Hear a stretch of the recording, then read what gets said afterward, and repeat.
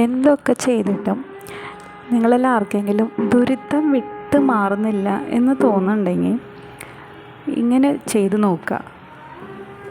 ദിവസവും കുളി കഴിഞ്ഞിട്ട് ഒറ്റ രൂപ നാണയമുണ്ടല്ലോ, ഒറ്റ കോയിൻ, അത് നമ്മളുടെ തലയ്ക്ക് ഒഴിഞ്ഞിട്ട് ഗുരുവായൂരപ്പനോട് പ്രാർത്ഥിച്ച് ഈ നാണയം നമ്മൾ തുണിയിലോ അല്ലെങ്കിൽ അതിനായിട്ട് മാറ്റി വെച്ചിട്ടുള്ള പേഴ്സോ അല്ലെങ്കിൽ ചെറിയ ഡബ്ബ പോലത്തെ എന്തെങ്കിലും എടുത്ത് അതിൽ മാറ്റി വയ്ക്കാം. കാരണം ഇത് ദിവസവും ചെയ്യണം.